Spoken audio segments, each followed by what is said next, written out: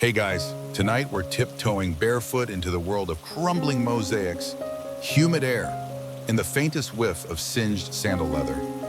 You're not just visiting a Roman bath, you're the one who makes it run. From dawn's first crackle of flame to the midnight echoes of gossip in the steam, this is your domain.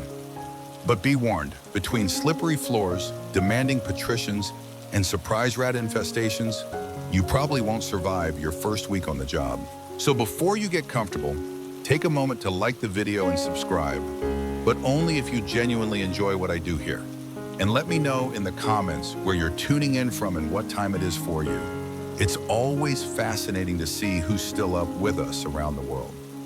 Now dim the lights, maybe turn on a fan for that soft background hum, and let's ease into tonight's journey together.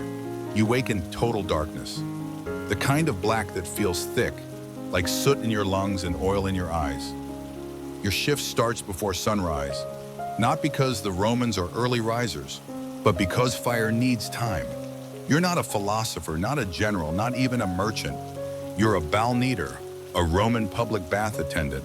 And the only thing more predictable than your pay being late is your morning starting in the furnace room. Your knees pop as you rise from your straw mat. The tiny staff chamber smells of damp wool and last night's lentils. You fumble for your tunic, cold and stiff from the night air, and swing it over your head. No time to stretch, no time to whine. The fire gods await. You trudge out into the hypocaustum, the underfloor heating chamber. This is where the magic happens, if you can call choking on coal smoke magic. The bathhouse above will only be warm if you've lit and fed the fires just right. Too much flame and you risk cracking the mosaic tiles. Too little and the water stays cold, and customers complain that their bones still ache. You're the Goldilocks of underground infernos. You load the furnaces with yesterday's wood, sprinkle a handful of dried olive pits as tinder, and strike a spark with flint and steel.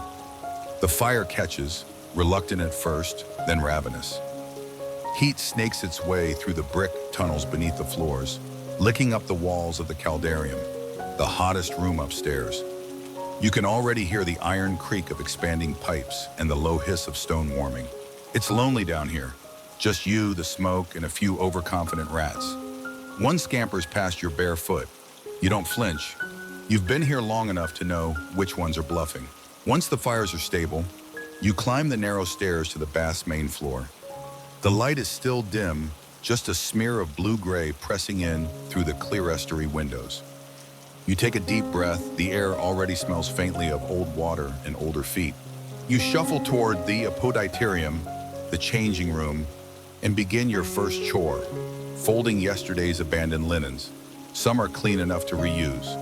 Others are crusty with oils, sweat, or worse. You fold anyway. The linen doesn't care what happened yesterday.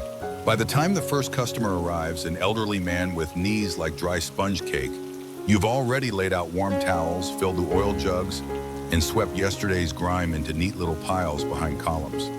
He nods in your direction, but doesn't thank you. That's fine. You're used to being part of the background, like the walls or the mildew creeping up them. More bathers arrive. The early crowd tends to be older. Retired soldiers, cranky philosophers, the occasional senator, too important to bathe with the rabble. You greet them with a nod, hand them their striggles, curved metal scrapers, and politely ignore their complaints about the temperature, the government, or their bowels. The only thing louder than their sheets is the fart of sandals sticking to wet marble. You keep one eye on the tepidarium, the warm room, and the other on the caldarium, where steam coils up from the pool like a ghost in slow motion. You dip a ladle into a cistern and sip, not scalding, not cold. Good. No scalded senators today. One man asks you for extra oil, another drops his sandal and demands you fetch it. A third leaves behind a scroll on a bench, some poorly written ode to the goddess Venus, probably, and you tuck it behind a jar of fig leaves to return later. You are a bathhouse ghost, a quiet fixer of small catastrophes. You pass a young boy mopping the floor, a new apprentice. He's humming a bawdy song about Emperor Nero's goat. You don't interrupt. Everyone hums that song at some point in their youth. You check the drains, they're sluggish again. A soggy clump of hair and fig skins clings to the grate like it's alive. You remove it with a stick, gag slightly, and drop it into the refuse bucket. Historians still argue whether Roman sanitation was impressive or disgusting. Today, it's both. You catch your reflection in the polished bronze of a wall panel. Your cheeks are streaked with soot. Your tunic is stained. Your hair smells like pine smoke and vinegar. You look like you've been mugged by a barbecue. Perfect. That means you're doing your job. By mid-morning, the bathhouse is humming. Voices echo off vaulted ceilings, laughter from the cold room, sighs from the hot pool, the occasional shriek when someone finds a slug in their sandal. You're everywhere and nowhere, handing out towels, sweeping up sandal prints, refilling water jugs, pretending not to hear when a nobleman loudly insults a general's bald spot. One man, portly, perfumed, and perpetually pink from heat, asks if you've seen his friend Gaius. You haven't.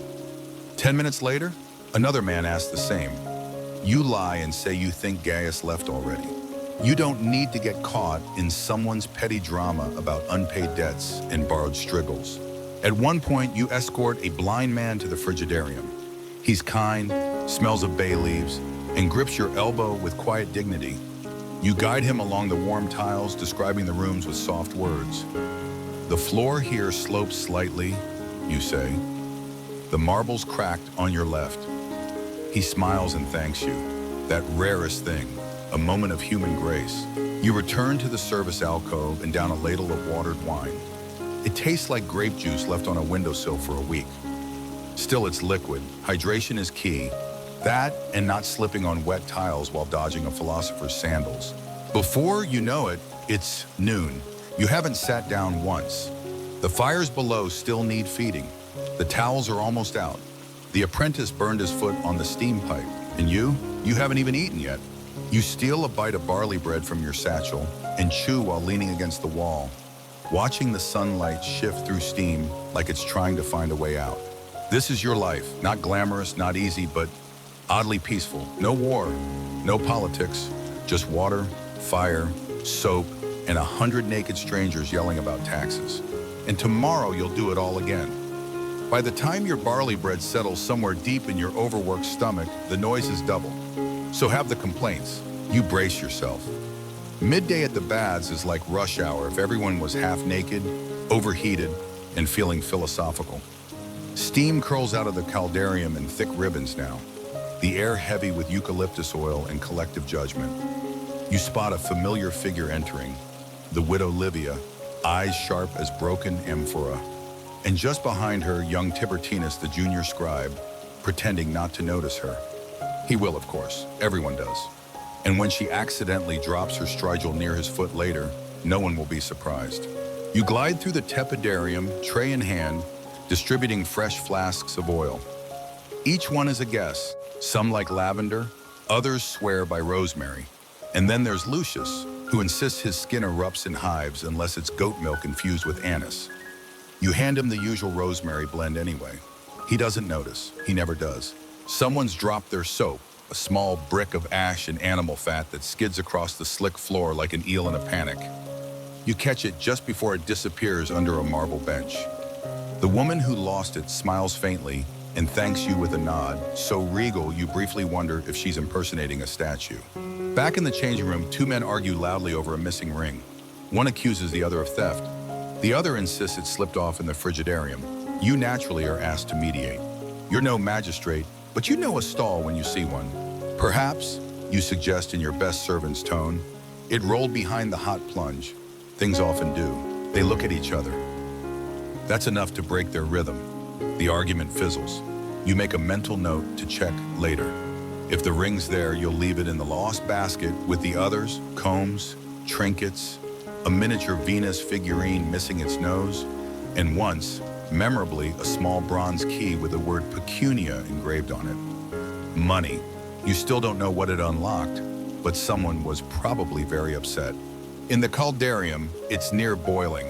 The hot plunge gurgles gently, and the air clings to your lungs. You move carefully here. One slip, and you'll go down hard on slick mosaic that's older than your grandparents. Through the mist, you spot your least favorite customer. Secundus, son of a provincial governor, and walking embodiment of entitlement. "Boy," he calls, despite your being nearly his age. "Where's my scraper? I refuse to be oiled with last week's instrument." You resist the urge to suggest he bring his own scraper next time. Instead, you fetch a new one from the stack, discreetly polish it with your sleeve, and hand it over like a sacred relic. Secundus continues, "Half to you, half to the steam. They should really install a second caldarium or build another set of private chambers. The plebs are multiplying." You smile in a way that says, "I am both present and elsewhere." Then return to the alcove where a stack of used towels waits to be washed. You haul the linen sacks to the outer courtyard where an apprentice scrubs them in cold water laced with ashes and lime. His hands are red and raw. You give him a nod of sympathy, Restful. He nods back, grim-faced. At least he's not inside dealing with the nobles. Yet, inside someone begins reciting poetry, badly. You follow the sound and find a young man standing in the laconicum, towel over one shoulder, passionately declaiming Ovid to a small, unimpressed group. The poem is about love and figs. The audience leaves by the second stanza. You, however, linger just long enough to catch a phrase worth remembering. "Love is a steam that softens stone." You snort softly, probably true. You've seen more softening in this room than a baker's oven.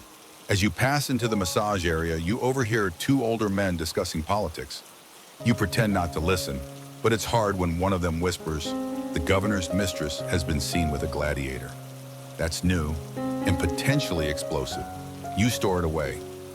Not because you plan to gossip, never your style, but because one day someone might try to blame a scandal on the help. Best to know who's doing what with whom and where they drop their soap. Next, you're cornered by one of the regulars, an ex-legionnaire named Marcus, who insists that you rub oil into his shoulder just like they did in Germania. He's full of stories about frostbite and barbarians and the time he used a helmet as a stew pot. His back is a roadmap of scars. You pour warm oil onto your palm and knead the muscle. He winces, then sighs. "I had a slave once," he says, "bigger hands than yours." You smile politely. "I'm sure he did, sir." He laughs. "He was a better liar, too." You both chuckle and you move on. Back in the main hall, the shouting begins again. A woman is scolding her husband for ogling someone half his age. The accused fumbles an excuse about the architecture being distracting. You glance up. He was definitely not looking at architecture. Then, as if summoned by fate, a child slips on the marble and starts crying. You hurry over, checking for scrapes. Just a bruise. You hand him a fig and tell him it's enchanted fruit. "We'll keep ghosts away tonight." He believes you immediately. His mother mouths thank you with tired eyes. You return to the storeroom to refill oil jugs. The amphorae are heavy, and your back aches with the effort. You pause just long enough to lean against a pillar and stretch. Through the lattice window, you spot the city beyond, the curved domes of temples, red-tiled rooftops, a donkey braying somewhere in the distance. You wonder what life would be like outside the baths. You've never been farther than the fish market.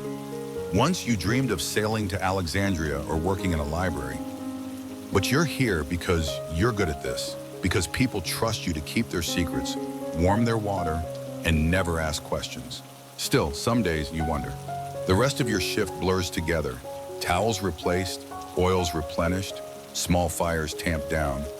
You extinguish a minor blaze in a corner brazier when someone hangs a tunic too close to the flame. The stench of burning wool fills the air. You wave it away like a bad dream. You scrape sandal sludge from the mosaic entrance, pausing to admire the dolphin motif beneath. It's chipped, but charming. And it's been beneath your feet every day of your working life. You touch one tile gently, as if it might remember you. Just before your shift ends, a senator approaches. He's quiet, frowning, his toga folded neatly despite the heat. He doesn't speak at first, then hands you a coin. "Your work is noticed," he says. "Don't think it isn't." And he leaves. You stare at the coin, shiny, silver real, not your usual copper scraps. It's a denarius, more than a day's wage, maybe more than two. You tuck it into your belt, heart hammering softly beneath your ribs. Not every story here is soap and steam. Sometimes there's a little grace, too. By mid-afternoon, the bathhouse begins to simmer down. Not cool off, mind you, just settle. The old men have finished arguing over whether barley or spelt makes better porridge. The legionnaires have stopped bragging about their campaigns, mostly because they've fallen asleep in the tepidarium. The poets have either run out of rhymes or audience. And you're still on your feet. You finally get a moment, an actual moment, to check the Capsarius basket, your version of a lost and found. Tucked in the back corner, behind the pile of forgotten tunics and crumpled scrolls, you find today's haul: one cracked sandal, 2 ivory combs, a small jar of something that might be ointment or might be mashed olives, and a damp wax tablet with part of someone's shopping list. Lentils, garum, new sponge stick, surprise Livia. You raise an eyebrow. A mystery? A terrible poem? A bad prank? You shrug and slide it into your stash of curiosities. Most people think bathhouses are just places to wash, but you know better. They're theaters. Every steam-filled room a stage, every echoing corridor a whisper gallery. The apoditarium, changing room, is your drama pit. And today, it's alive with murmurs about a missing necklace. Apparently, a senator's wife, Domitia, who always leaves behind a trail of rose petals and judgments, has misplaced her gold chain, a delicate thing with a tiny cameo of Apollo. You remember seeing her arrive, remember the dramatic way she untied her cloak and tossed it at you like a net. She's now pacing near the fountain, accusing every other woman in the room with her eyes. You brace for impact. You, she says, pointing at you like Jupiter calling down lightning. You were the last person near my basket. You bow slightly, posture deferential. I only touched your cloak, Domina. Perhaps it slipped between the benches? She huffs and turns away. Check everywhere, even under the benches. I won't leave without it. You drop to your knees and begin searching. And there it is, of course, lodged behind a bench leg, tangled in a stray thread from someone's discarded scarf. You hold it up. She snatches it with a grunt, doesn't thank you, and storms off. Another crisis averted, another moment filed away. You wipe your hands on your tunic and return to the frigidarium. Cold air hits you like a slap, and there, to your mild amusement, is a pair of young lovers pretending not to be lovers. He's sitting awkwardly close to her. She's twirling a fig leaf like it's the most fascinating thing she's ever seen. You make some deliberate noise with your broom. They scatter. You sweep the chamber slowly, eyes moving to the frescoes on the walls. Neptune riding seahorses, nymphs pouring wine, dolphins leaping over tritons. You've stared at these images for years, yet they still feel just slightly out of reach, like trying to remember a dream. Suddenly, a shout from the latrine, the public toilets tucked behind a columned archway. You move quickly. A man, red-faced and furious, is standing with his tunic bunched in one hand and a sponge stick in the other. "This is not my tersorium," he barks. "Mine had a carved handle. This one is smooth. Do you expect me to wipe myself with common wood?" You sigh inwardly. The sponge on a stick was never designed to carry social status, but here we are. "I believe someone took yours by mistake, sir," you say calmly. "There's another carved one in the storeroom. Let me fetch it." You walk quickly, not because you're in a rush, but because you're trying not to laugh. Every day in the Roman baths brings you some new absurdity, but nothing quite rivals a man getting indignant over shared sanitation tools. You return with the correct tersorium, distinguishable by a badly whittled dolphin on the end. The man nods gravely, as if you've just retrieved Caesar's lost helmet. As he retreats back into the latrines, you hear him muttering, "Barbarians, no sense of propriety." Back in the main corridor, 2 boys are chasing each other barefoot, shrieking with laughter. One slips on a wet tile and lands hard. You rush over, helping him sit up. He's more surprised than hurt. You check his elbows, just bruises. You offer him a piece of candied fig from your pouch. He takes it and smiles with sticky teeth. "Thanks, Mr. Bathman." You ruffle his hair. "Don't run near the pools, all right?" He nods solemnly like you've just given him a sacred oath. Just then, an elderly bather approaches with a complaint. "There's been thievery," he says in a whisper. "My sandal is gone." You blink. "Only one?" "Yes," he replies, "the left one." You try not to laugh. "We'll search." You follow him to his cubby. Sure enough, one sandal remains, its twin vanished. You check nearby baskets, peek under benches, even search behind a column. Nothing. You make a note. Perhaps it walked off on its own. Stranger things have happened. As you turn to return to your post, you hear laughter from the frigidarium again. You peek inside, and there it is, the sandal, being used as a boat in the cold pool by two little boys. It floats surprisingly well. One boy is even pushing it with a straw, like a gondola. You retrieve it, towel it dry, and hand it back to its owner. Boys, you say, smiling faintly. He grumbles, but accepts it. Children have no respect for footwear anymore. By now, the air is starting to shift.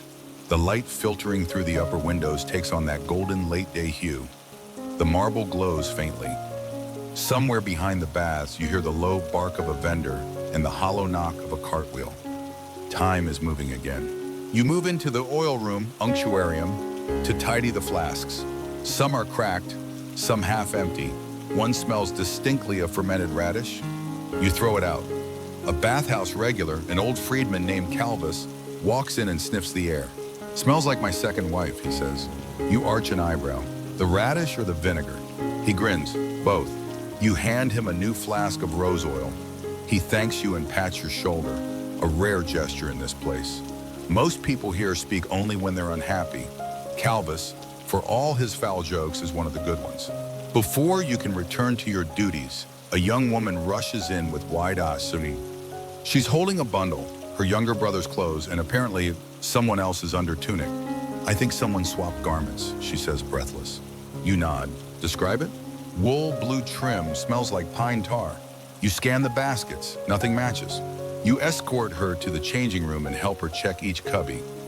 Eventually, behind a folded toga, you spot it, a blue-trimmed undertunic, still damp. She thanks you quickly and hurries off before the boy realizes he was moments away from walking home in the wrong undergarments. You sit for a brief minute, 1 minute, on a low bench near the door. Your legs ache, your spine cracks. You allow yourself a long breath. Then the door creaks.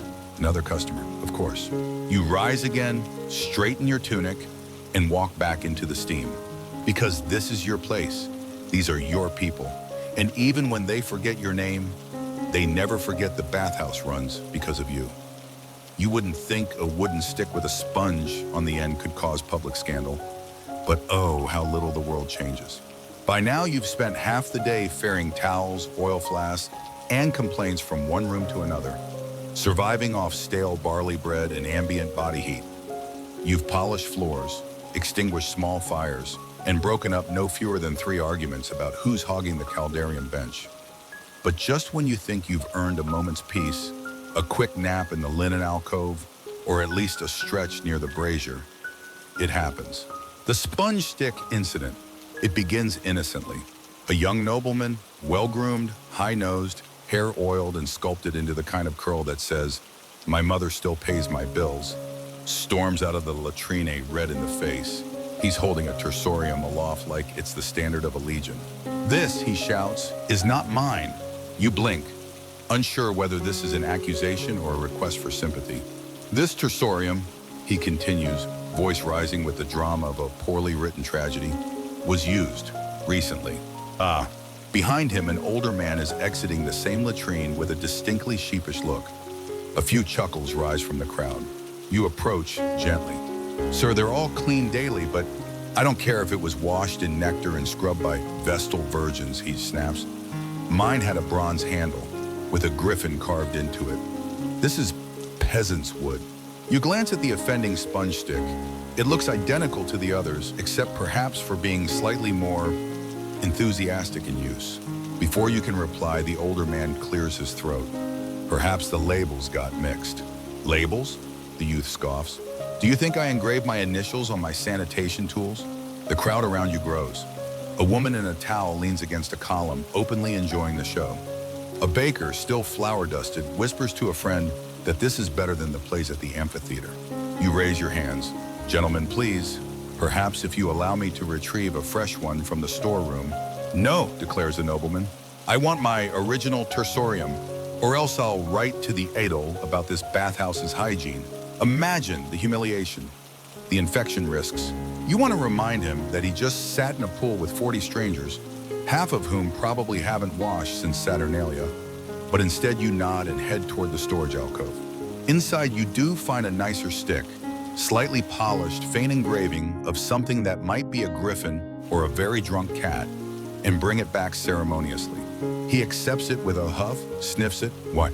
Wishy." and marches off to reassert his dignity in the Laconicum. You're left to mop up the metaphorical mess and the literal puddle left by someone's dropped sponge. The whispers last all afternoon. "Did you hear about the griffin sponge?" becomes the new catchphrase. Someone even draws it in chalk on the back wall, a crude stick with wings and angry eyes. You shake your head and try not to laugh. In truth, it's one of the more memorable incidents this month. Bathhouse life rarely gives you time for boredom. Later, you spot a group of young men huddled in the apoditorium, giggling over something. You get closer. One of them has composed a short satirical verse, "A sponge with wings and noble airs. You cleaned what none of us would dare. Though royalty you claim to be, you met your match in chamber 3. You pretend not to notice when they stick it to the wall behind the fountain. It's harmless, and frankly, it's better poetry than half the scrolls left in the steam room. But the real intrigue comes when you return to the frigidarium to refill water jugs and hear something curious. 2 bathers, whispering, voices low and urgent. You recognize one by voice alone, Gellius, a minor bureaucrat with ambitions too big for his sandals. He didn't realize it was a decoy. The real letter went through the baker. You pause behind a column, the other voice hisses, and you're sure he didn't suspect. Please, he's too busy inspecting sponge sticks for traders. You stifle a laugh. Even in political schemes, today's drama echoes. Historians still argue whether Roman bathhouses were true centers of espionage or just the ancient version of a chatty coffee shop. Either way, you've learned more state secrets from scrubby old men with backaches than any palace ever leaked. You return to your bench and sit briefly, watching as the bathhouse slips into its late afternoon rhythm. The crowds thin, the laughter softens, the sun slants golden across the wet marble. And then, as if summoned by fate, someone asks you the question. "Tell me," says a young man lounging near the oil flasks, "what's the strangest thing you've ever seen in here?" You raise an eyebrow. "Just today, or?" He laughs. "Ever." You think. You don't have to think long. "Well," you say, "there was the day someone tried to sneak a chicken into the caldarium to see if it would cook." The man chokes on his grape. "Did it?" "Almost." You've seen it all. A woman insisting on being exfoliated with fish scales. A senator meditating nude in the cold plunge for 4 hours. One time, a man proposed to his mistress using a wax tablet and a strudel. She accepted, then hit him with the tablet when she found out he was already married. You keep most stories to yourself, not out of duty, but because they're yours. Each moment, each scandal, each ridiculous sponge stick crisis, they add up to something larger. You are the silent heart of this place. And maybe, just maybe, your life isn't as boring as it seems. As evening approaches, you start prepping for the night shift team. Towels are stacked, braziers snuffed, soaps collected. You pass the sponge shelf and give the griffin one a sideways glance. You think, I should probably retire that one before it gets enshrined in some kind of cult. Too late. One of the apprentices has already stuck it upright in a pot and wrapped it with laurel leaves. A tribute, a joke, a legend. You shake your head, smile to yourself, and head back to the furnace room. Another fire to tend, another day almost done. But not before one more strange, ridiculous, perfectly Roman thing happens. Always one more. You barely have time to sit before someone bursts into the frigidarium with all the urgency of a man who just discovered his toga's on backward, which coincidentally he has. You rise, prepared for yet another towel crisis or missing sandal dispute. But this one's different. "Did you hear what they said in the cold plunge?" he hisses, cheeks flushed and dripping. A senator is planning to divorce his wife before Saturnalia, and she doesn't know. You blink. Because he whispered it to the marble? "No," he says, glancing around. "Because he told it to her brother, thinking it was his cousin." Another day, another overheard tragedy in the echo chamber of Roman relaxation. You give the man a non-committal nod and move past him, toward the bench where this supposed conversation took place. Not that you're planning to eavesdrop, at least not deliberately, but keeping a finger on the pulse of bathhouse gossip, that's part of your job. The cold plunge is quiet now. A few shivering figures are huddled at the edge, legs submerged, conversations turned low and close. One of them nods at you, an older man, merchant type, with a habit of mouthing the names of spices in his stew like a prayer. You return the nod. The steam here hangs low like breath, frozen in thought. You kneel and scoop out a stray fig leaf bobbing in the water. It's old, torn at the edges, but scrawled faintly with something. You squint. Writing in charcoal, smudged now, but still legible. I wait where the tiles are cracked. Come after sunset. A bathhouse love note, classic. You fold it shut and slide it into your pouch, purely out of curiosity. You've collected dozens over the years, some sweet, some filthy, some heartbreakingly lonely. Once a gladiator sent one to a spice vendor. She never showed. He wept quietly into the hot plunge. You remember. You always remember. The day ambles on. You've mopped the marble 4 times already. The benches are mostly dry for now. The amphorae are down to their last rations of scented oil. You begin preparing for the lull that sometimes comes before sunset, the time when shadows stretch long across the mosaic dolphins and bathers slip into softer voices, as though dusk demands discretion. But that hush is broken by the flapping of wet feet and a sudden shriek of laughter. 2 young women burst from the caldarium, robes clutched half open, giggling furiously. You turn just in time to see what caused the stir. A middle-aged poet in the corner, half asleep, apparently moaning lines of verse in his dreams. "Come, O Venus, bathe me with your flaming hand," he murmurs. One of the women nearly doubles over with amusement. You help her to a bench, offering a towel without comment. She wipes her eyes, still laughing, then says to you, "You must hear everything in this place." You just smile. "Most things." She winks. "Then tell me, who's the best lover in the bathhouse?" You raise an eyebrow. "You mean rhetorically or by reputation?" She waves a hand. "Both." You lean closer, dropping your voice. "Well, there was that time a Vestal virgin fainted in the hot room, and someone caught her without saying a word." She gasps. "Who?" You just tap your nose, turn, and walk off. Moments like that, light, ridiculous, human, keep your spirit intact. You return to your duties.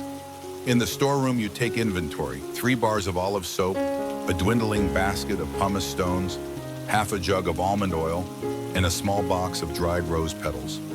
You sniff the petals, still fragrant. They'll do for tomorrow. You refill the lamp oil.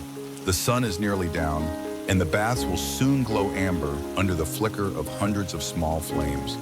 The light softens the marble, smooths wrinkles, forgives everything.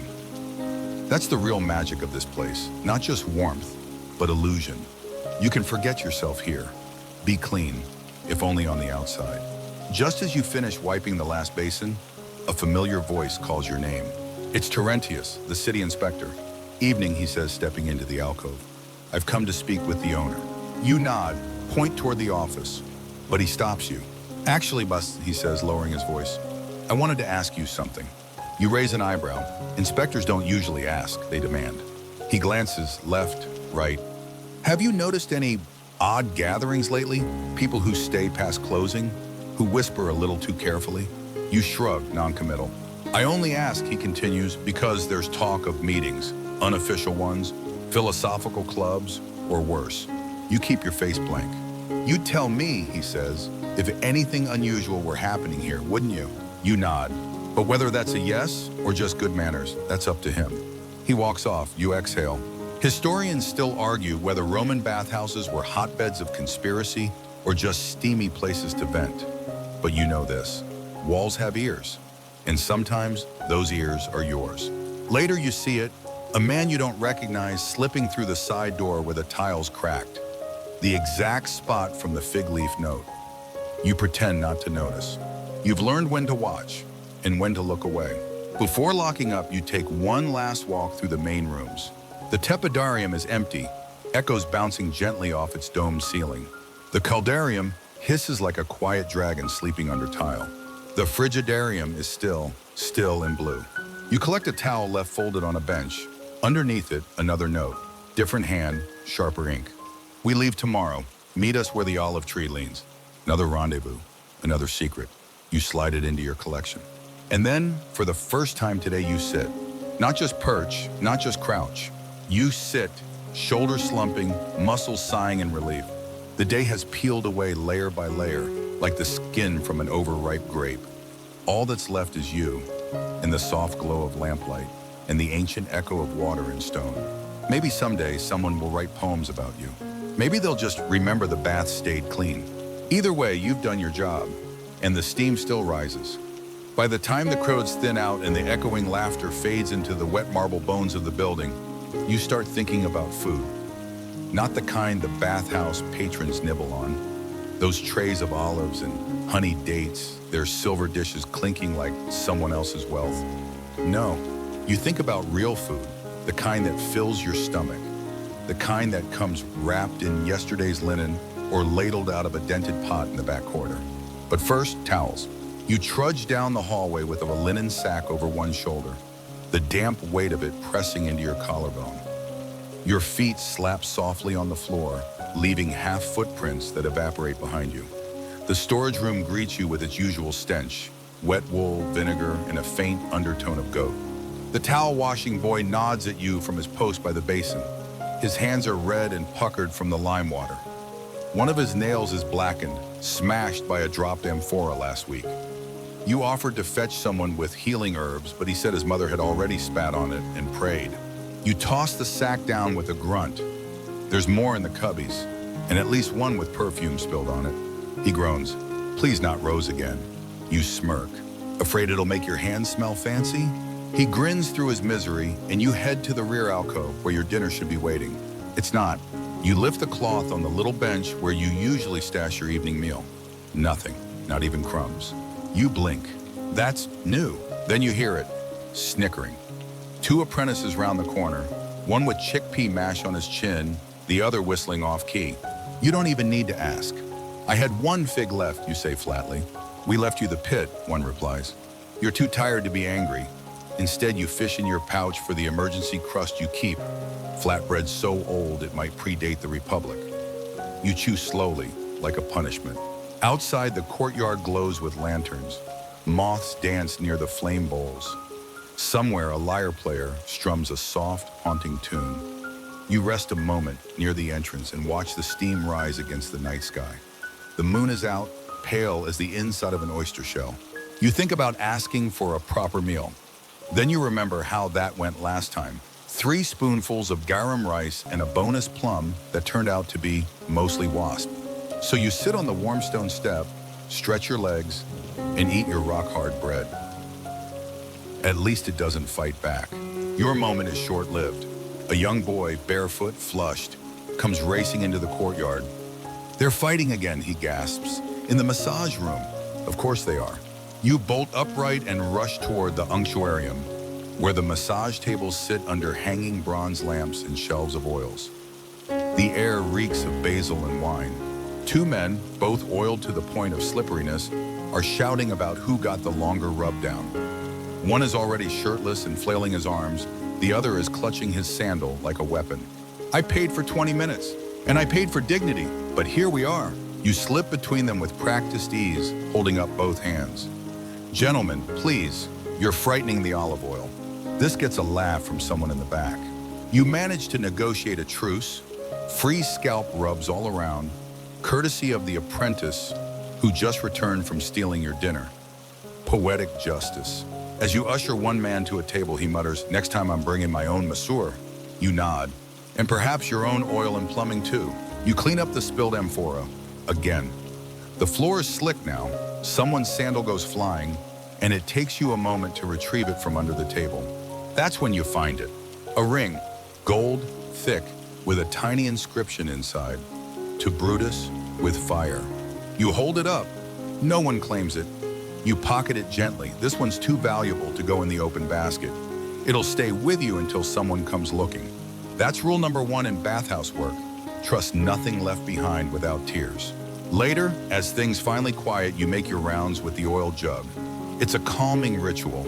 You top off the flasks, wipe the rims, straighten the benches.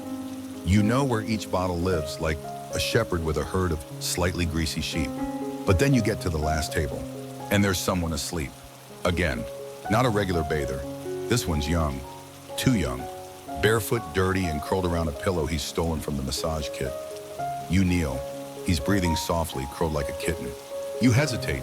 Wake him, report him. No. You fetch a clean towel, drape it over him gently, and leave a piece of bread from your pouch at his side. He stirs, but doesn't wake. Bathhouses take in strays all the time.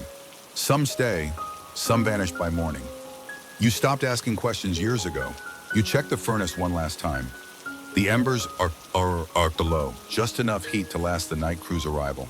You wipe your hands on your tunic, permanently stained by years of oil, ash, and other substances you'd rather not name, and lean against the furnace room wall. Your stomach grumbles, your feet ache, but there's a strange peace in it. The bathhouse is quiet now, save for the occasional drip of water, the rustle of a curtain, the gentle groan of a wooden bench adjusting to the night air. You close your eyes, just for a moment, and you hear it, the soft hum of steam, the sigh of a city unwinding, and the heartbeat of a world that only truly comes alive when everyone else is asleep. You belong here, not in the frescoes, not in the poems, but in the warmth, in the work, in the stillness. You don't mean to find it, not really. You're just checking the laconicum again to make sure no one passed out in the heat. The air in here could cook lentils if left unchecked, and more than one patron has tried to sweat out a fever, only to end up face down and slippery. But tonight it's empty. Well, almost. In the far corner, half hidden behind a marble bench, two figures sit with shoulders too close for strangers.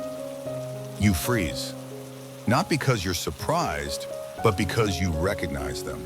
The man, Adel Tullis, a city official with opinions about everything and a very high opinion of himself.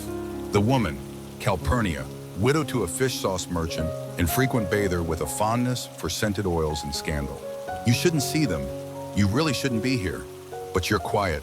You always are. And besides, they haven't noticed. Their voices are low, hushed even for this echo chamber of a room. I told you, she murmurs. Not here. Where then, he replies. You won't answer my notes. You won't look at me in the forum. I won't be your second story in the Acta Diurna, she says, sharper now. People talk. Let them, he whispers. I only want... You step backward, slowly, carefully. You knock your knee against a copper basin. The sound is deafening. Their heads whip toward you. The silence is heavy. Tullis stands fast, adjusting his belt in that universal motion of guilt. You bow. Apologies, I was just checking the brazier. He nods stiffly, a man whose evening has deflated. Calpurnia offers a sly smile, the kind that says, you saw nothing, but you'll remember everything. You leave them, you always do. In the corridor outside, you pause beside the bronze statue of Apollo. The light from the torches flickers across his face, making him seem amused. He's seen things too. You carry on to the storeroom. More towels to fold. You've lost count of how many towels you've handled in your life. Thousands, surely, maybe tens of thousands. If each one told a story, you'd be the custodian of a library larger than Alexandria. Your hands move automatically. Ironically, fold, smooth, stack. The cloth is still damp from the lime wash. Your fingers, always chapped, snag slightly on the weave. Your back aches, the kind of ache that's always there, but louder at night. Like an old friend who only visits when you're trying to be alone. You sit for a second, just one, and then the door creaks again. A man enters, swathed in perfume so strong you smell him before you see him. His robe is patterned with little peacocks. He always asks for goat fat soap and insists on humming to himself while exfoliating. But tonight he carries a scroll. Can you read, he asks, brandishing it like a dagger. You blink, a little. He unfurls it. The parchment crackles. It's a map. No, not a map, an invitation, a route, a plan. I've found a better place, he whispers. Private, heated, no children, no poets, only those who pay. You realize he's trying to poach clients. Tell no one, he says, rolling it back up. But if you're clever, you could be the first servant hired. You nod again. Neutral, politely uncommitted. He winks and glides out, leaving a trail of floral oil in his wake. This isn't the first time someone's tried to pull you from this bathhouse. It won't be the last. But you stay, because this place is yours, not by ownership, but by soul. You gather the towels, return to the main hall, and catch the end of another low-stakes tragedy. A young man stands in front of a small crowd, dripping wet, blushing furiously. Someone has taken his robe, gone, vanished, replaced with a child's tunic 3 sizes too small. You approach. Would you like a towel? He nods, miserable. You offer the towel and ask, anyone see who did it? A man in the back smirks. Could have been anyone, but I saw one of the scribes laughing. You file it away. Bathhouse justice is slow but memorable. Don't worry, you tell the boy. Happens every few weeks. You'll laugh about it by Saturnalia. He mutters something that sounds like a curse. The towel is oversized and fluffy. He wraps himself up like a sad statue and shuffles off. You retrieve the tiny tunic. Inside the hem, a name stitched in crooked thread. Marcus the Younger. Ah, that Marcus, always with the pranks. You drop the tunic in the penalty pile and go to check the oil levels. In the unctuarium, things are surprisingly quiet. A single lamp flickers. You pour oil into the jugs, watching the liquid glide like sunlight. The scent of pine resin drifts up, comforting and sharp. You glance down at the benches. Someone's carved something. Just 2 words, tiny and careful, tucked beneath the lip of the stone. Remember me. You trace it with your finger. You don't recognize the hand. You probably never will. But you do remember. You remember the man who brought his lion and swore it could swim? The woman who bathed at midnight every week because she said the moon kept her secrets? The boy who grew up from apprentice to bather to senator and still nods at you like an old friend? This place is memory, in water, in stone, in steam. And you're the keeper of all of it. As the night winds down, you make your final rounds. The cold room is empty now. The warmth is fading. The fires below are embers. You gather the last strigils, stack them carefully. One is missing, of course. You find it in the caldarium, floating like a tiny bronze boat in the corner of the plunge pool. You fish it out, dry it, and add it to the pile. Your work is nearly done. You pass through the corridor lined with statues, Venus, Mars, Fortuna. They don't blink, don't speak. But if they did, they'd thank you. The lamplight flickers. You tighten your belt. Tomorrow you'll be back here again, folding, sweeping, listening. You turn once more to the walls, still damp with stories. And you think, they'll all forget, but I won't. Not the sponge, not the ring, not the lovers in the steam.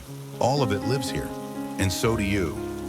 The sun is nearly down now, and everything has gone that deep Roman gold, like the city has dipped itself in warm oil and quiet. Your hands are raw, your knees ache, and you've finally scrubbed the last smear of charcoal off the mosaic dolphin by the fountain. You should be done. But of course you're not, because the pipes have started groaning again. You hear it just as you're folding the last towel, a deep, wet rattle echoing through the stone walls. Not the usual sigh of cooling stone or the thump of someone dropping a sandal. This one has the grim gurgle of something clogged, cranky, and full of regrets. You wince. You know that sound? You hate that sound. The plumbarius, the man who should be in charge of plumbing, is off gambling in the Subura. No doubt shouting at dice and forgetting he ever worked here, which means tonight the sacred duty of descending into the darkness of Roman pipework falls to you. Lucky you. You fetch the iron key from its nail in the storeroom. Heavy, cold, always slightly damp no matter how long it hangs, and head to the grate in the rear corridor. The stone underfoot is slick, so you move carefully, past the benches and steam-slicked walls, toward the little square door near the oil jars. The hatch groans open, revealing the steps down to the maintenance level. It's always colder here, always darker, always wetter than you think it should be. The light from your lamp dances off the dripping walls as you descend. You step carefully. The last thing you need is to slip and fall into the abyss with no one but sewer rats to give you a funeral. The underfloor chamber is a winding warren of narrow passageways, lined with clay pipes, corroded bronze valves, and things you politely pretend not to recognize. The hypocaust heat has faded this far down. Here, everything smells of damp stone, old grease, and a hint of lost ambition. You find the main valve. It's hissing. Great. You crouch, shine your lamp on the joint, and find the problem. A blockage in the wastewater flow. Again, always the waste pipe. Historians still debate whether Roman plumbing was ahead of its time or simply glorified wishful thinking. Tonight, you vote for the latter. You reach in with the hooked rod and scrape. Out comes a glob of what might once have been olive skins, soap chunks, and something pink you really hope was just a flower petal. You gag, not dramatically, not loudly, just the soft, resigned gag of someone who has made peace with the idea that their life includes this. You flush the line with a jug of clean water, wait for the telltale gurgle glurp, and wipe your hands on your tunic. That should hold. You climb back up, the weight of the iron key pulling at your belt. As you close the hatch, you hear it again, the familiar murmur of voices drifting from the changing room. Late visitors. You sigh. You head back into the main chamber, where two men are lingering in towels, arguing over the best type of olive to press into oil. You smile faintly. The loud one swears by Thashan olives. The quiet one mumbles something about piscinum. You nod diplomatically and pretend to sweep nearby while they settle into round 3 of their debate. Then you hear it, that voice. The philosopher with the itchy feet. You recognize him immediately, even before he limps into view, dragging his sandal like it owes him money.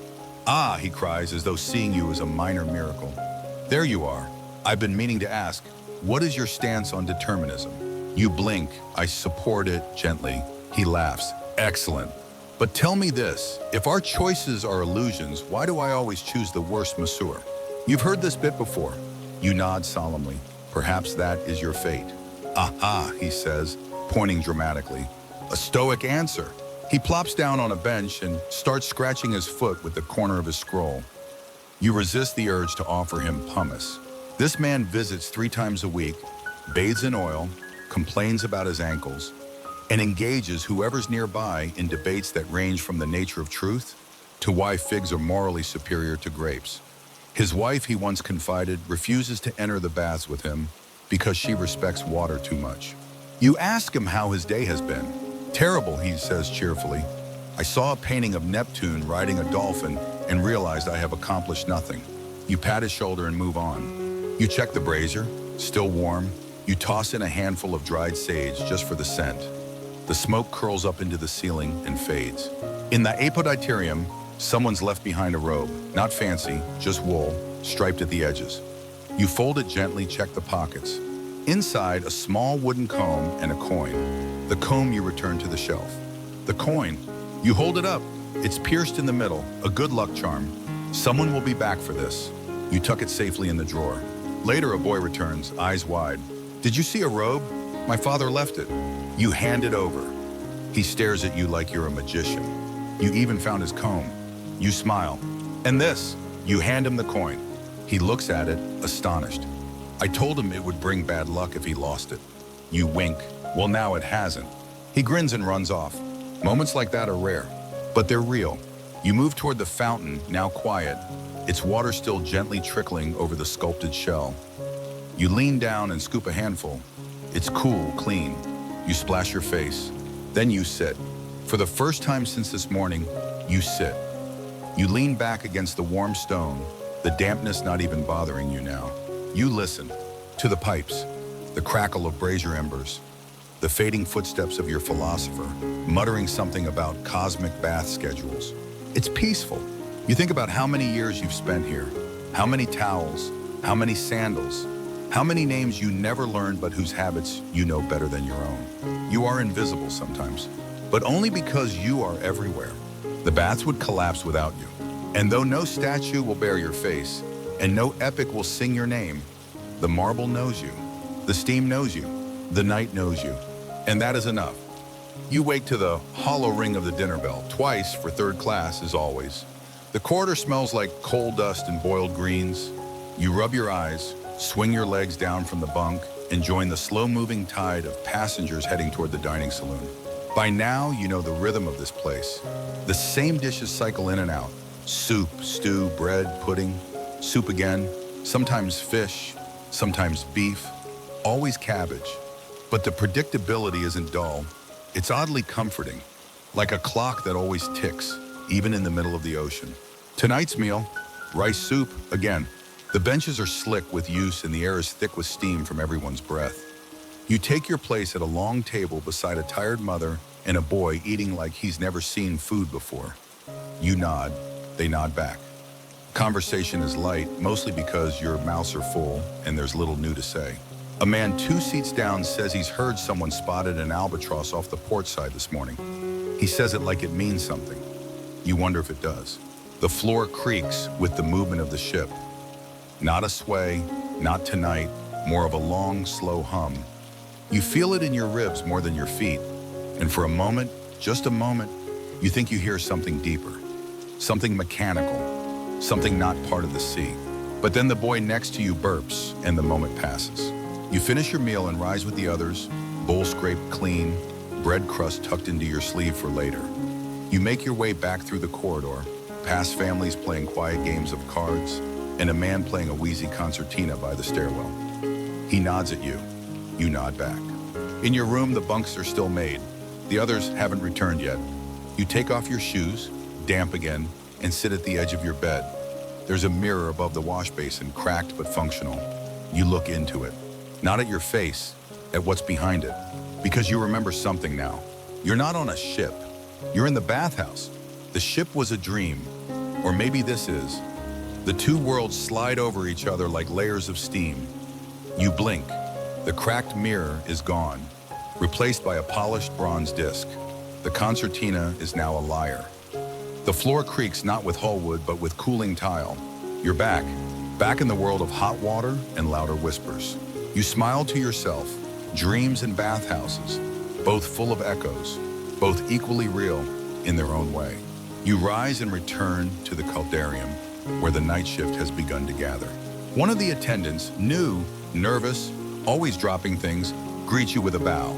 You nod back and check the temperature of the plunge pool. Still warm, still good.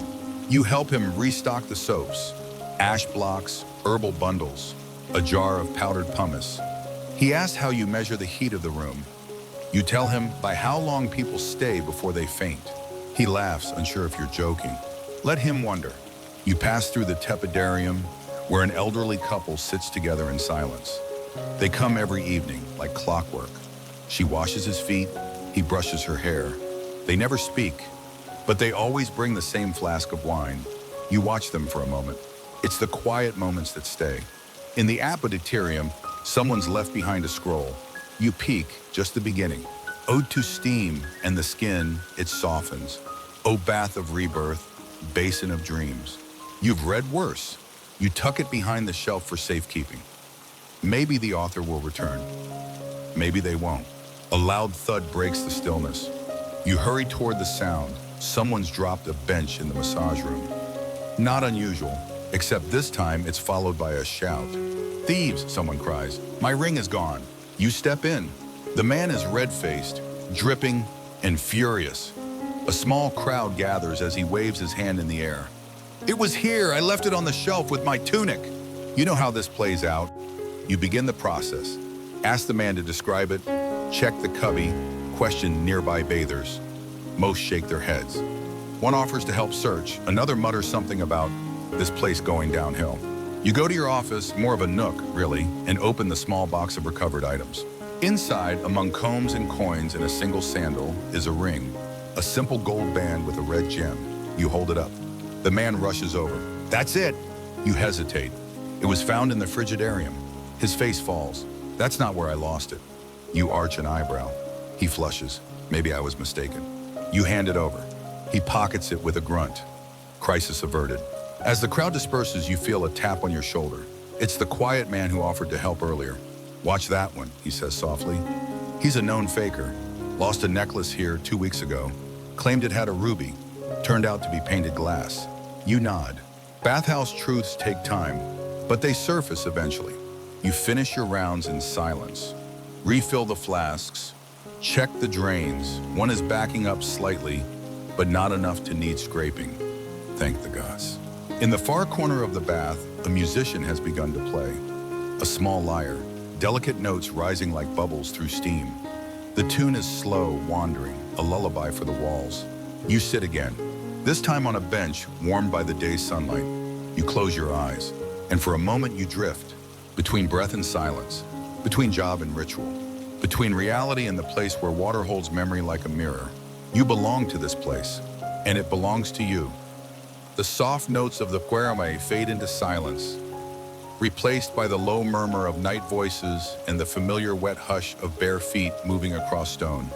You stretch, joints crackling like warm coals, and rise from your bench. There's still work to do. There's always work to do. You head toward the oil store, but a voice stops you mid-step. "Excuse me," comes the drawl, nasal and familiar. You turn slowly, of course.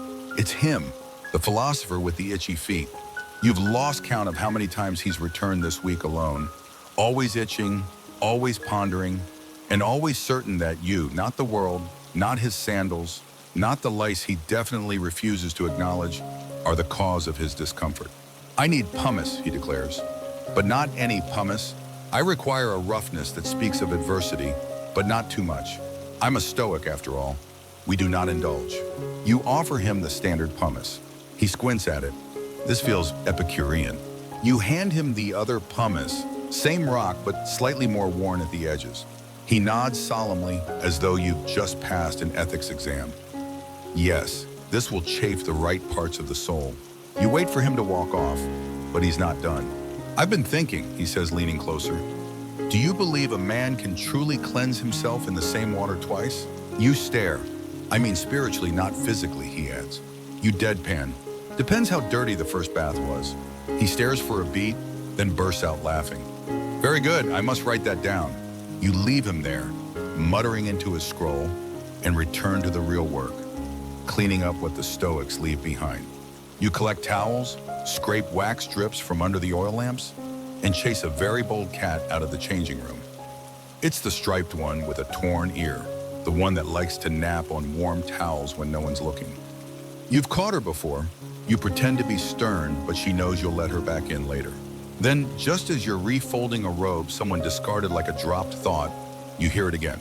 That voice. But not a bather's, not a philosopher's. It's Tiberinus, the bathhouse owner. He rarely appears in person, preferring to collect coin and compliments from afar. But tonight, here he is gliding into the main hall with robes too white and hands too soft for real labor. And he's not alone. He's brought a guest. The man is lean, well-dressed, and carries a wax tablet like it's a weapon. His eyes scan everything. The walls, the pipes, you. You instinctively straighten your spine. "This," Tiberinus says grandly, "is my most loyal attendant. Been with us longer than the lead in the pipes." You smile, barely. The guest nods. "We're considering expansion, another bathhouse, more modern, bigger, marble imported from Asia Minor." Tiberinus beams. "I want this one to run it." Your ears buzz. "Run it?" You start, but he cuts in. "You know the rhythms, the routines. Who better?" The guest tilts his head. "How are you with scheduling? Staff? Inventory?" You blink. Your mouth opens, closes. You know the oils by scent. You know who complains before they arrive. You know which pipes moan before they clog. You once predicted a fire from the smell of a too-hot brazier. You don't write schedules. You are the schedule. "I manage," you say carefully. The guest makes a note on his tablet. Tiberinus slaps your shoulder like a father claiming credit for his son's poetry. "You'll do fine," he says. They wander off, deep in talk of aqueduct permissions, and whether Egyptian marble is more inviting than Gallic. You stand there a moment, towel in hand, thoughts spinning. A promotion? A second bathhouse? New walls, new echoes, new fires? You shake your head. Not yet, not now. Because someone is shouting again. You hurry toward the frigidarium and find, of all people, the satyr. Well, not an actual satyr, just a man dressed like one. It's the Satyr Festival, of course. How could you forget? Every year, a handful of actors decide that the sacred rites of Dionysus require dramatic reenactments, including surprise performances in public baths. One is perched on a column, wearing goat legs strapped to his shins and a crown of ivy. Another is splashing in the cold plunge, shouting poetry with more enthusiasm than accuracy. "I am wine, I am madness, I am..." Splash! You stand perfectly still as one of them gallops by, chased by a towel-wielding apprentice. This happens every year, and every year someone gets mildly concussed by a ceramic jug. You intercept the ringleader or hoof leader and calmly guide him toward the exit. "We're closing soon," you say. He tries to bray like a goat, fails. You hand him a fig and gesture again. He bows. "You are wise, O silent satyr herder." You resist the urge to shove him into a curtain. They leave eventually. Mostly.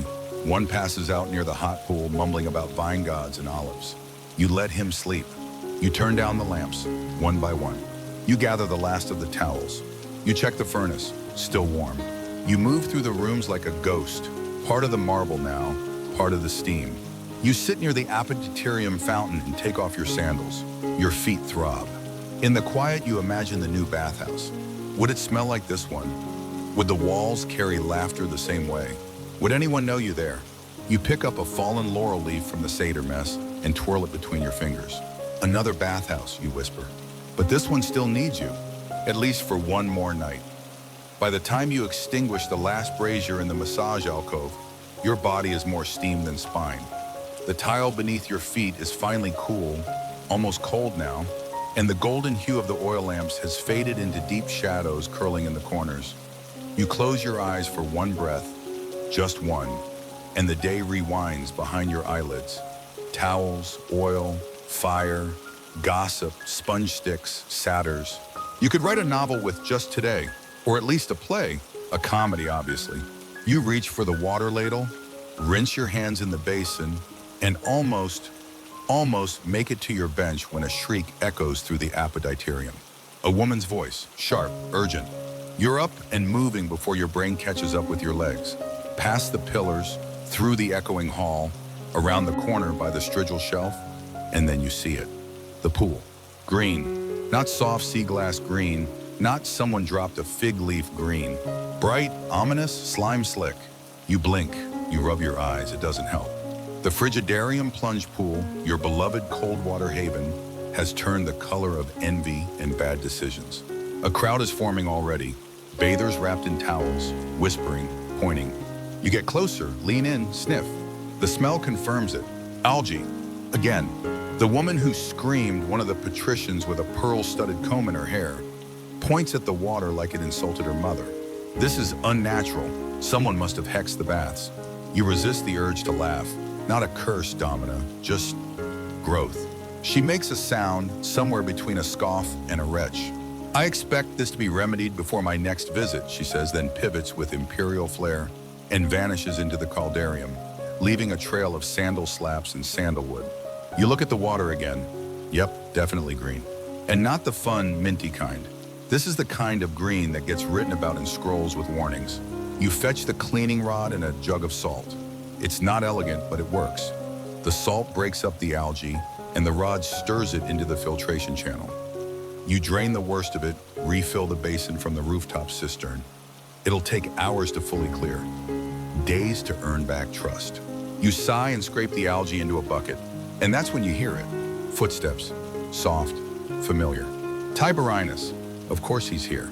You turn, bucket in hand. He raises an eyebrow. Is it true? You nod. It was green, is green.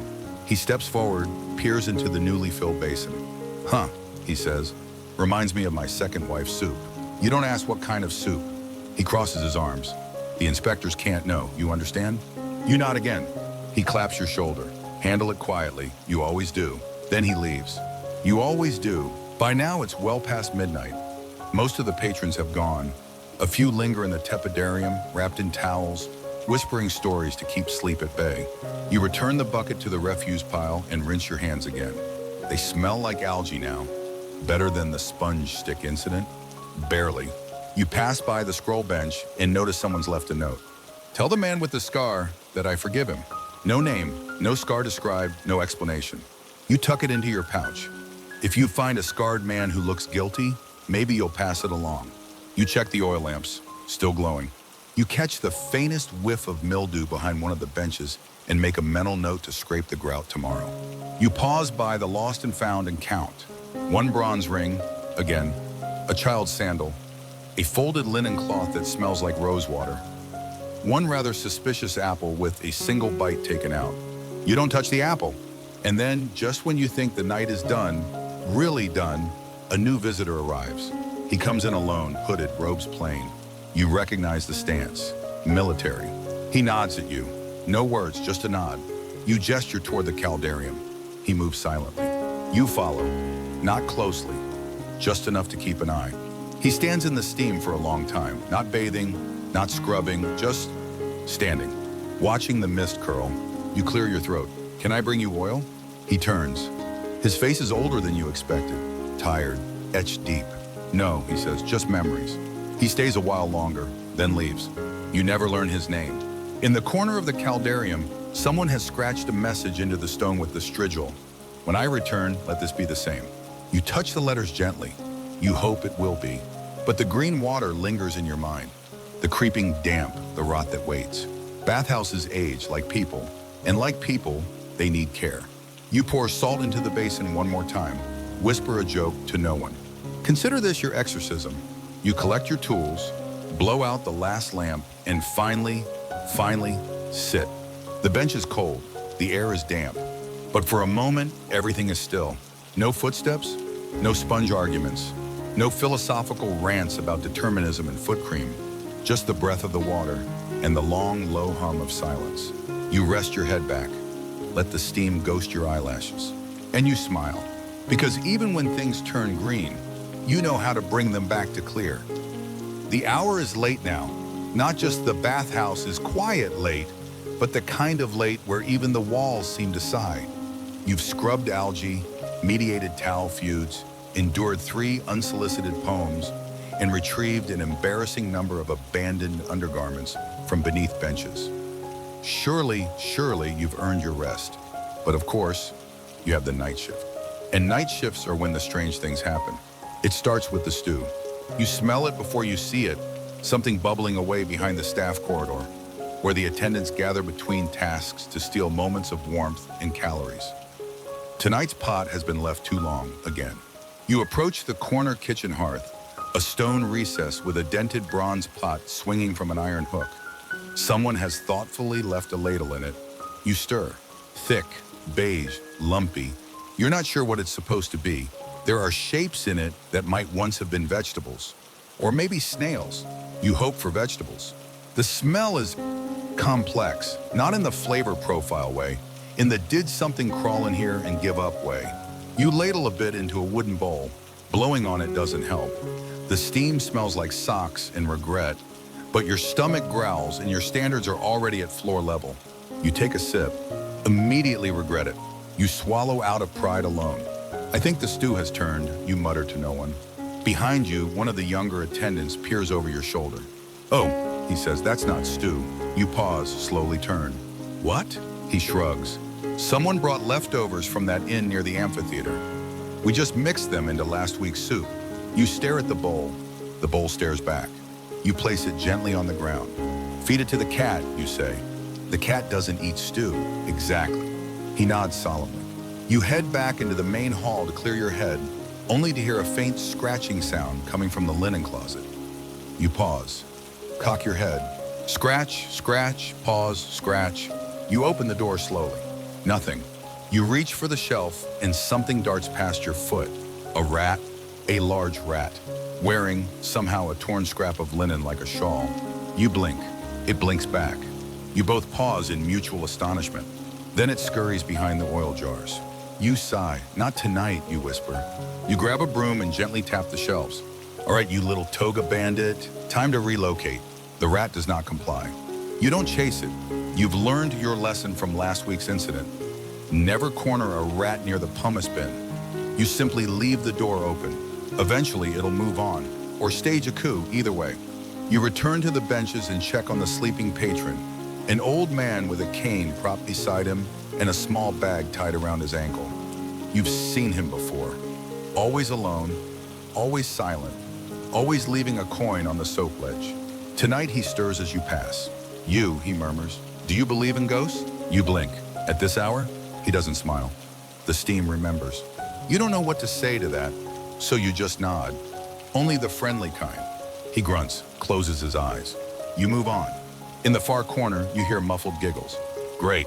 You find 2 young lovers half hidden behind a hanging curtain, speaking in whispers and leaning far too close for comfort. You clear your throat. They jump. The boy stands, adjusting his robe with exaggerated innocence. We were just talking. Of course, you say stone-faced, very quietly, very closely. He swallows. You point toward the main corridor. The baths are closing soon. They shuffle off, embarrassed but unharmed. You find a discarded comb behind the curtain. Carved wood, initials etched into the side.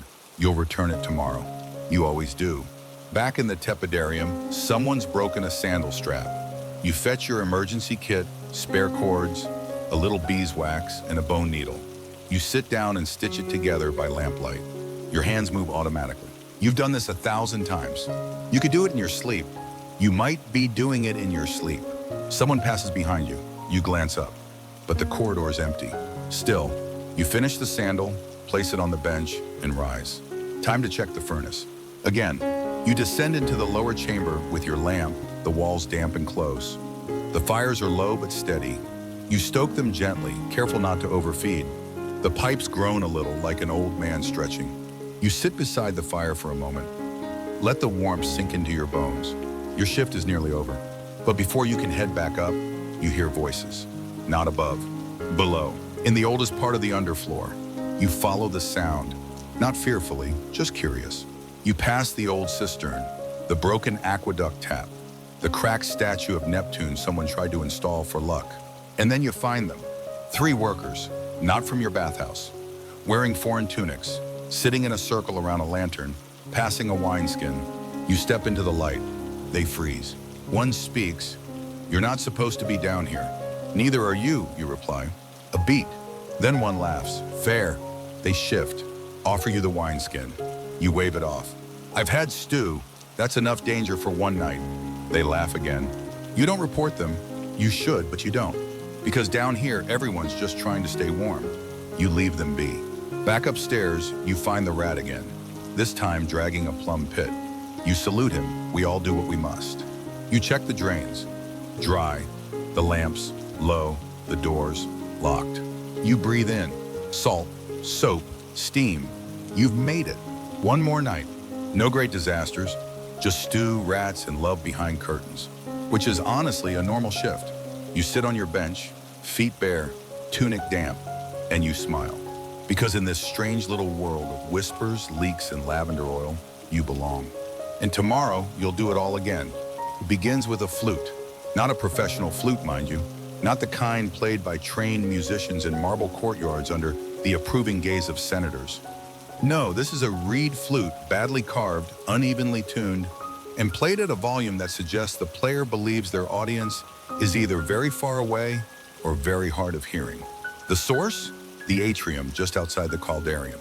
You follow the noise like a hound follows a scent. Not by choice, but because it's so persistent, it burrows into your bones. When you round the corner, the scene awaiting you is surprising. It's the Festival of Satyrs again. Apparently it's a 2-night affair this year. 3 young performers in nothing but loincloths, ivy crowns, and alarming confidence are dancing barefoot on the wet tile, attempting to reenact the birth of wine, using a basket of overripe grapes in more interpretive writhing than is strictly necessary. They spot you. One grins. "Care to join, Bathmaster?" You raise a hand, only if it ends with mopping. "Then we dance without you." The grape squashing begins in earnest. You sigh. Someone's going to break a toe.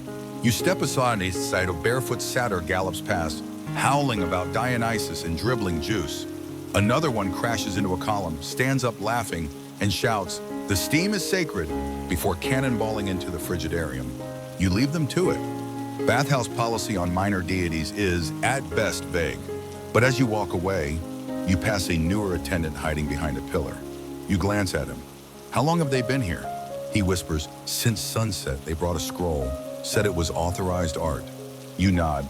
"Did it look official?" "It was glittery." You close your eyes and count to 5. "Just make sure no one juggles torches," you say. He nods. You move on, resisting the urge to confiscate their grapes and replace them with figs out of sheer spite. In the oil room, things are quieter, blessedly. A few jugs to refill, a spilled jar of almond paste to mop up. You do it quickly, methodically. The smell is sweet, sticky, cloying, like someone weaponized dessert. A bather passes by as you work. "Smells like a bakery," she says. You mutter, "Try scrubbing it out of your sandals." She laughs. You finish the cleanup and check the list of tasks scribbled on the wall. Someone's noted recork the herb barrels in handwriting that suggests the scribe was falling asleep. You do it. Your fingers are quick, the motion automatic. That's the thing about this job. It trains your body before your mind. You could fold towels blindfolded, scrub algae by scent, detect sponge theft by footstep. And yet, every night brings something new. Tonight, it's an argument. 2 merchants in the caldarium, deep in debate over salt prices and trade routes. No, you misunderstood the Egyptian envoy. He said garlic exports would increase. And I'm saying that's irrelevant because the import tax you pass through invisible. But then a third voice joins. I heard they're banning pepper altogether. The room goes silent. You pause. That's a lie, one whispers. You take that back. The pepper ban rumor escalates quickly. You don't intervene, but you do signal an apprentice to remove the footstool before someone throws it. Later, you find a note pinned under a flask near the strigil shelf. If you're reading this, I've finally quit. I've gone to the harbor. If you see Terentia, tell her she still owes me a sponge. You don't recognize the handwriting. You suspect it was one of the night apprentices. Quiet, wiry, always folding towels with precise corners. You wish them well. You pocket the note. It'll go in your collection. You have a drawer full of these. Anonymous goodbyes, half-finished poems, pressed flowers between soap wrappers. The bathhouse holds stories, and you're their reluctant librarian. You move to the storage alcove where someone has once again mis-shelved the soapstones. The round ones are mixed with the square ones. Chaos. You sort them slowly, lovingly. It feels meditative, like organizing stars. As you do, you hear a creak behind you. You turn. It's Tiberinus again.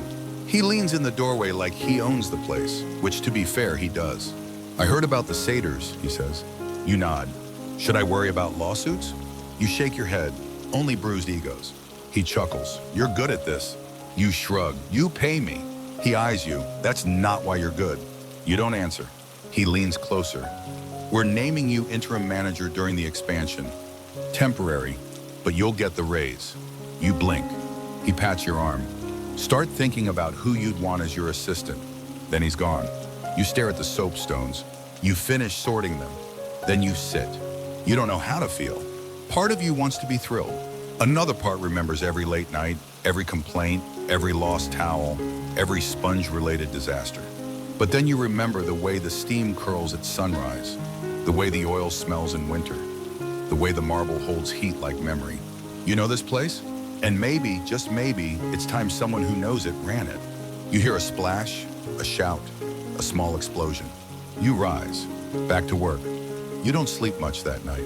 The satyrs eventually stagger out, leaving behind grape skins, laurel leaves, and one pair of sandals someone swears belonged to a senator's son.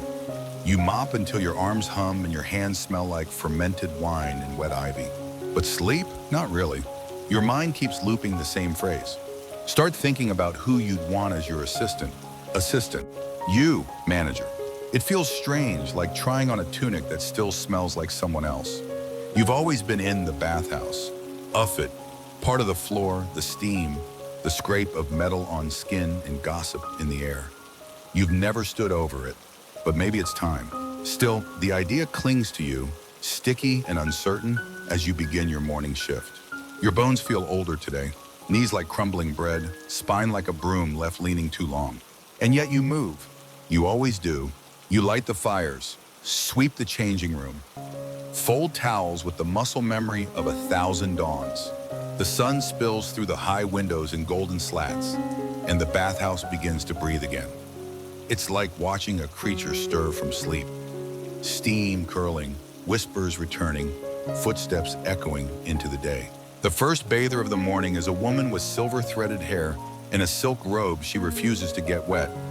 She nods at you, says, "You're the one who found my comb last month." You nod back. "You've never missed a thing, have you?" You smile faintly. She leaves a coin in the offering bowl near the fountain. Later, a child loses a toy, a little carved elephant, and you find it beneath the bench by the apodicterium. The child gasps when you return it, like you've returned a piece of their soul. They say, "Do you live here?" You pause. Sort of. The day moves on. The philosopher returns.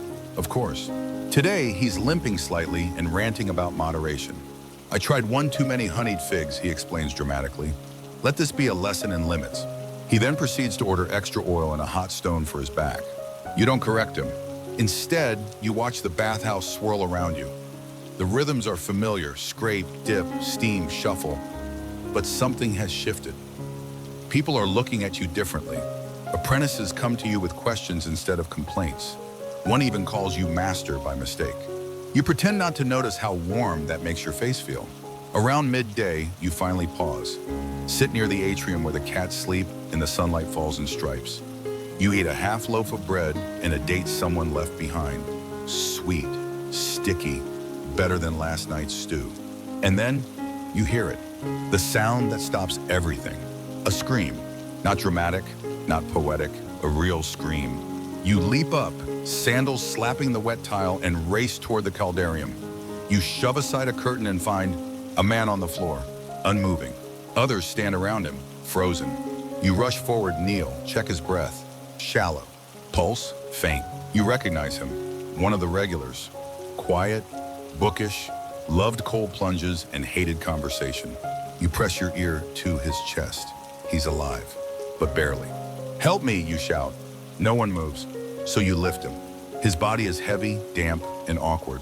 But you know this bathhouse.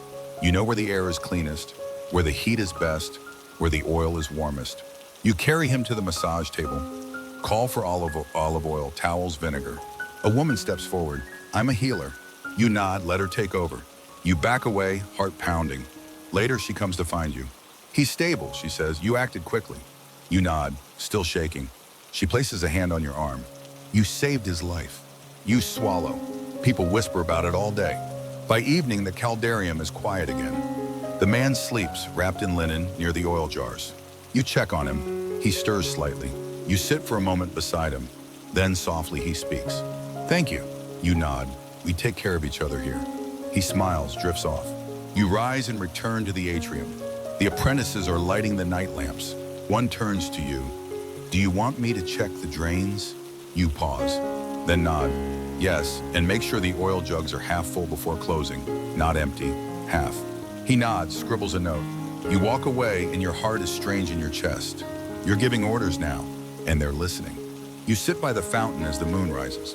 You remember the day you arrived, younger, dumber, elbow deep in soot and fire ash. You remember the burn marks, the lost rings, the sponge scandals, the poems, the lovers, all of it. You press your hand against the stone rim of the fountain and think, I could do this, not just survive it, shape it. You lean back, exhale. A cat curls beside you. The steam rises into the night, and for the first time, it feels like yours. There's something different about tonight. Not the scent of the oil, still eucalyptus and aged rosemary. Not the hum of the pipes or the echoes through the arches. All of that is the same. But you are not the same. You don't just step through the bathhouse now, you walk it. Head up, chin level. Your sandals strike the marble with purpose, and for once they echo louder than anyone else's footsteps. You're not just the man who scrubs the basins anymore. You're the one people turn to when the drains fail, the oils run dry, or a senator accidentally insults a gladiator and needs someone to smooth it over with a warm towel and a firmer tone. And tonight you feel it settle in your bones like heat from the caldarium floor. This place belongs to you now. Tiberinus made it official this morning, over a scroll and 2 witnesses. He handed you a key with a dolphin carved into the grip and said, don't lose it, or the bathhouse, or your mind. You tucked it into your belt. It's heavier than it looks.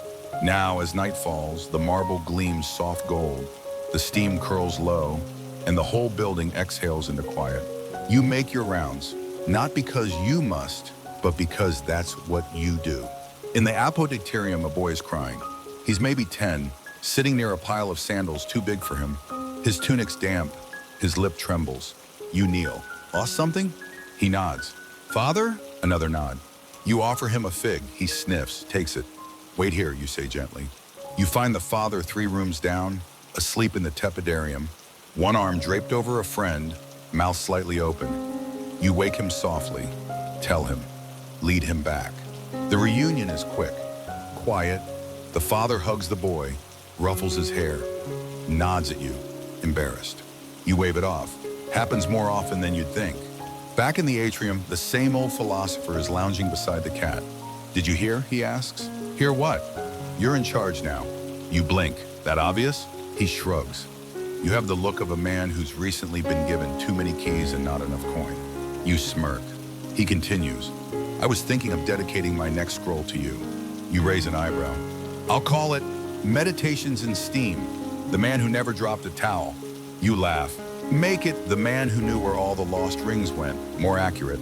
He grins. Poetic license. You walk past the oil room. Everything in its place. The scroll shelf is tidied.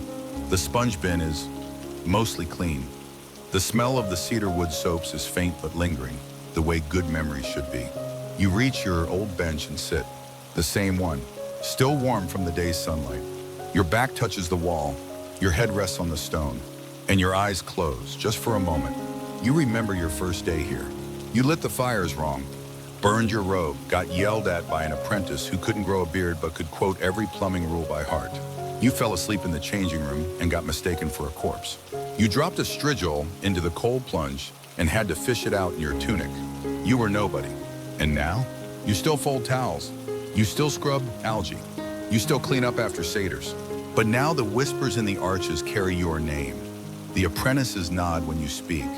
The guests leave coins in the offering bowl for you.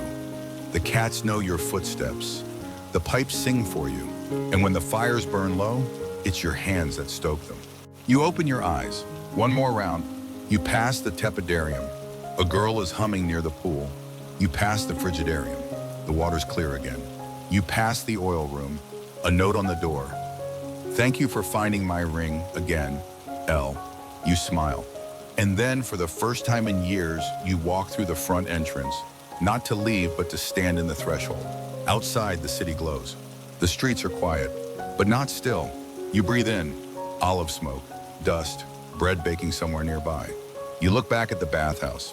You know every curve, every crack, every squeak of wood. And it knows you. It's more than a job. It's home. You return inside, blow out the last lamp, and let the steam settle, just like always.